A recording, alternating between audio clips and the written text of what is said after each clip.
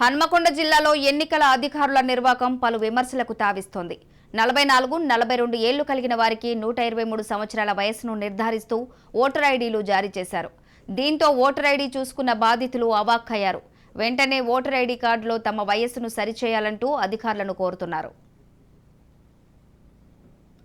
నేను voter card apply చేసుకున్నప్పుడు నా వయసు 1979 అని చెప్పి రాసి ఇవ్వడం జరిగింది. అదేవిధంగా అధికారులు కూడా రాసుకోవడం జరిగింది.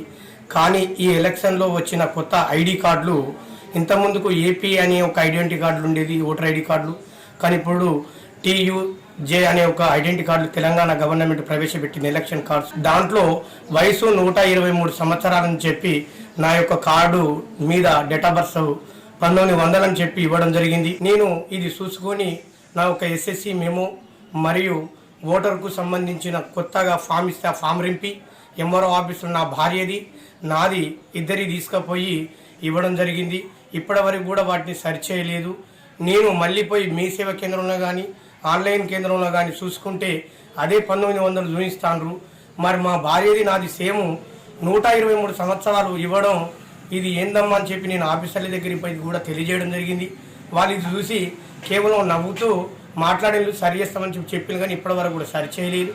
దయచేసి నా యొక్క ఎలక్షన్ కార్డులను సక్రమైన డేట్ ఆఫ్ బర్త్ ఎంట్రీ చేసి నాకు మళ్ళా ఐడెంటిటీ కార్డ్స్ ఇవ్వవలసిందిగా ఎలక్షన్ అధికారులను కానీ ఇక్కడ ఉన్న గవర్నమెంట్ అధికారులను కానీ